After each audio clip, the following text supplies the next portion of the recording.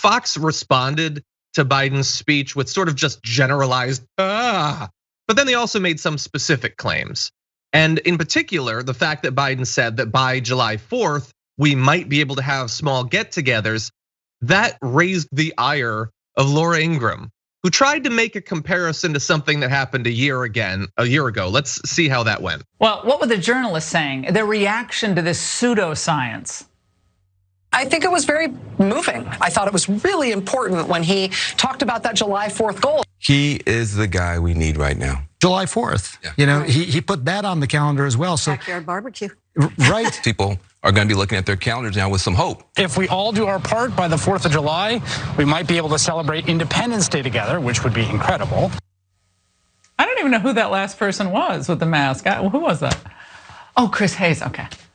Now, how is that based in any science? Now, I seem to remember a different reaction from the press corps who were crucifying Trump for pegging reopening to a holiday last spring. President Trump pushing the country to get up and running by Easter, but top medical experts are warning it is much, much too soon. We're gonna have everything lifted by Easter. No. The president saying, I want the whole world to be opened up by Easter. And think about what Bill Gates just said. You do that too early and you're going to be ignoring all the bodies in the corner. Oh my gosh, I hadn't seen that until just then. Now, of course, the truth is the press was acting like the comms department for the DNC last spring. She is like the cringiest of all of them. But my favorite part was Brett hadn't seen that video, so he didn't know what she was gonna compare it to. So Brett, what in real time did you realize? John, it's worse than that. I had seen the video. Okay. I had watched it, but even the second time around, it still hits pretty good. Where she's like,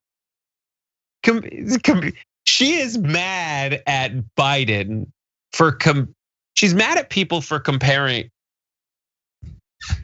It's so stupid that I still can't wrap my mind around. It's like Biden said, she thinks it's the same thing to say, we should open the economy back up when infections are on the crazy rise.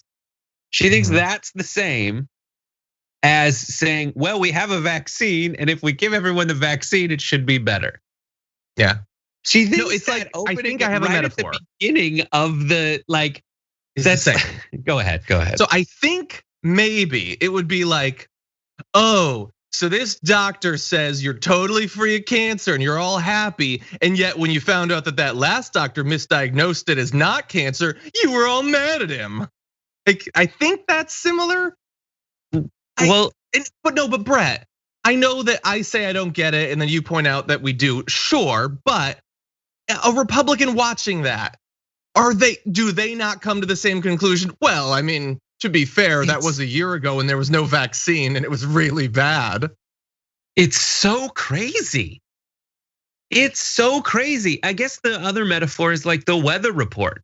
It's like when there's a hurricane coming and someone's like everyone doing the weather report is like, there will be a hurricane tomorrow. And Trump's like, we're gonna have all these big outdoor picnics tomorrow.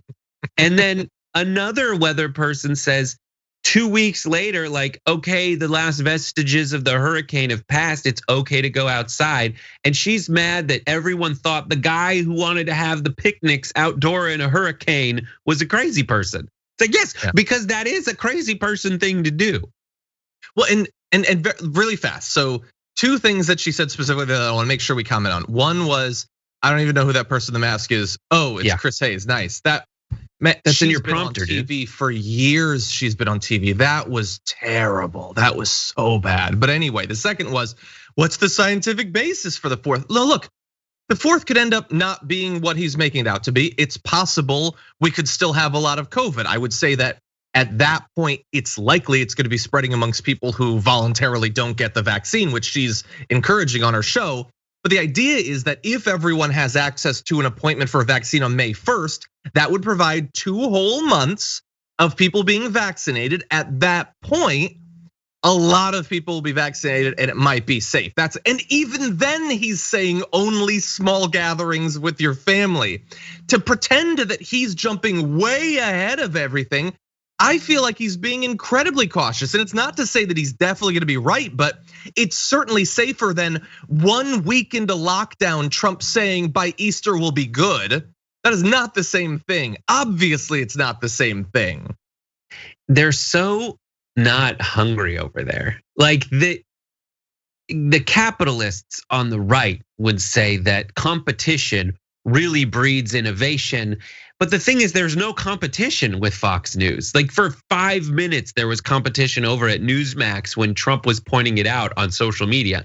But now everything's back to normal. Tucker's back to being #1. Fox News is back on the rise because they all just forgot about Newsmax and have kind of moved on from it.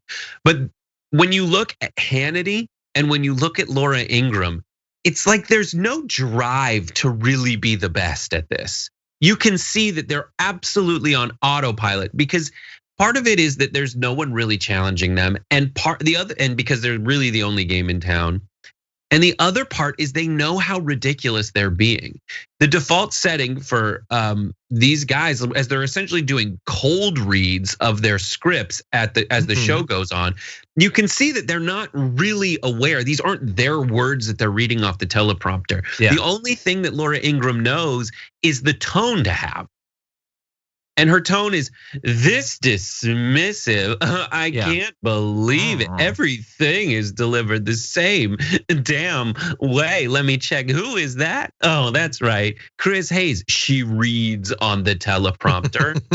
Those are the lines that are so cringy when you see them in movies because they're so bad. And that's when really good actors are doing it. These news actors suck at it. And I can't believe that their audiences don't pick up on it.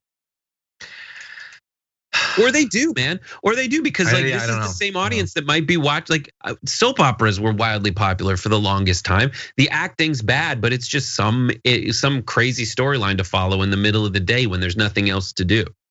Maybe that's it. It's entertainment at this point.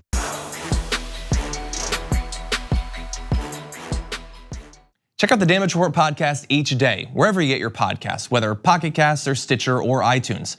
You can join me as I give you the news and stories you want, with a range of co-hosts and interview guests jumping in on the fun each day. Again, that's the Damage Report, wherever you get your podcasts. And if you get them at iTunes, don't forget to rate and review. Sometimes I'll read them live on the show.